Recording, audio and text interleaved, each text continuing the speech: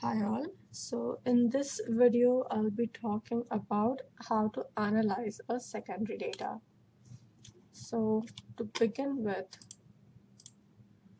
secondary data, it's very important that we first identify an appropriate statistical analysis based on your research question. So if you're working with categorical data, you're going to go ahead and use logistic regression.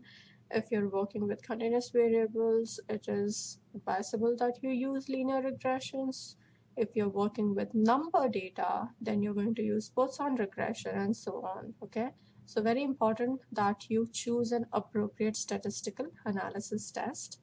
Choose a software. So in this case, in our case, we will be using SAS.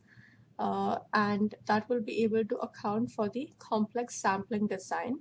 And another way to account for complex sampling design is to use survey weights. So along with using a proper statistical software, you can choose any software of your choice, but in this class, we will be using SAS. And to account for the complex sampling design, we will be using survey weights also. And then you have to run descriptive statistics. So you must be learning this in biostats class right now, how to run descriptive statistics, which is running the frequencies to see the distribution of the data. And you can also prepare a histogram in SAS to determine if there is adequate sample size, if the histogram is showing a bell-shaped curve or not. Is it more skewed to the right or is it more skewed to the left? So it's very important that you run some descriptive statistics to identify the distribution of the data. Also identify survey weights. I cannot stress this enough how important survey weights are in secondary data, and they will be predetermined, which means that you don't have to calculate survey weights, but it's important that you know how these weights are calculated and where they come from and when and how you should use them. So you have to identify if there are any survey weights, and most importantly, identify outliers in the data. So when you run your frequencies, when you prepare your histogram, you can also prepare scatter plots, okay? Whatever you choose to do with descriptive statistics, you have to see if there are any outliers in the data, which means is most of the data equally distributed or populated at a certain point, or are there certain participants which are outliers, which means which are outside your normal curve of data, which is the normal bell-shaped curve of the data. So this is known as a variance estimation method. So next, coming to cleaning data set, I talked a little bit about this in the previous video also. So first and foremost, you have to identify if the variable has a numeric value or does it have a string value. So numeric value, obviously it's a number value. It will be some kind of number. It could be a negative number also, -3, -10, but it has to be a numeric value. Or is it a string variable? So what are string variables? String variables are nothing but it's another name for a character variable. So string variables is a term that you will see which is used frequently to describe character variables. Next is you have to remove irrelevant values. So any data that does not fit your research question, you don't have to use those values. But even before you delete that data from your data set, you have to make sure that you're not going to require this data in the future, because if that happens, then you will again have to append and merge data sets. So remove any irrelevant values which you think you're not going to use or work with. Delete duplicate values. So there is a particular function in SAS which is known as no dupe key, which is NODUPKEY, okay? No dupe key, which means no duplicate values. So that is a programming term. You can use that to delete duplicate values, especially when you're combining data from multiple sources. it can result in duplicate values, and this is very commonly seen in secondary data sets. You should remove them as soon as you find them because you don't want to get wrong estimates from your results. Next is programming using the statistical software. It can definitely be case sensitive. SAS is case sensitive, so please avoid typing errors. You all must have seen this previously. If you forget even putting a semicolon, then it's going to give you an error. If you misspell the name of your variable, it is going to give you an error. So softwares are case sensitive. They take what you feed in. So make sure that you avoid typing errors. Next is converting data types. You have to keep the numeric data as a numeric value and keep the string variable also as a string value. So don't change character variables into numeric variables, and please keep numeric variables as numeric only, because obviously we are doing some quantitative analysis. We want to work with some number data. So if there is more numeric values, the better it is. And numeric values cannot be boolean. So I hope you all are aware of what a boolean operator is in SAS, and you all have learned this in your SAS class. So any kind of operator which is a symbol of and, or, and not. So these three you have to make sure are not a part of your numeric value. So whenever you're converting data types, just make sure that this does not happen and your data is nice and clean to work with, and you do not get errors when you're working with the data. So how to handle missing data? I talked a little bit about this previously. So first is imputing missing data. You can compute a linear regression test, or you can also compute a median value to calculate that missing value. Or you can look for similar data sets to fill in that missing value, which is known as hot deck imputation. So let me pull up a Excel sheet over here. So in this Excel sheet, this is obviously a hypothetical data wherein you can see that there are 10 variables and there are 10 observations for each variable. However, there is some missing data for some of the variables, as I'm highlighting over here. You can see variable 8 has missing values, variable 5 has missing values, and variable 2 has missing values. So what is hot deck imputation is you fill in these missing values based on the prior knowledge. As I said previously, prior knowledge means either you're taking this from the literature review that you have done, or you simply look at this particular data set and you see what the participants have answered for that particular question, and is there a pattern. So for question number 5, if you see for this particular variable, the response is 1, and over here also the response is 1. Over here it is 5, but again over here it is 1, and over here it is 1.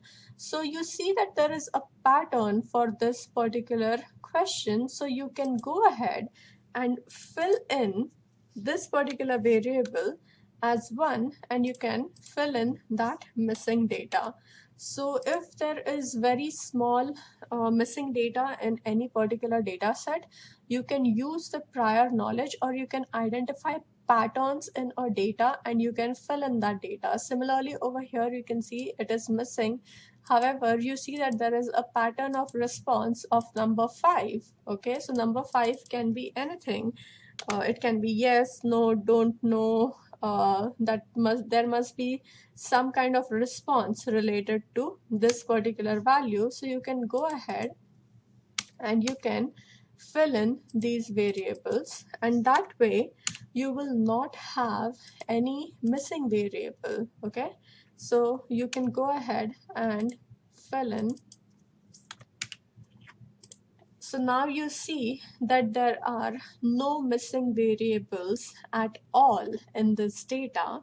And this is what is known as hot deck imputation, wherein you take some prior knowledge either within the data set or from similar data sets which were collected previously, or you do some literature review related to that topic and you can fill in this data.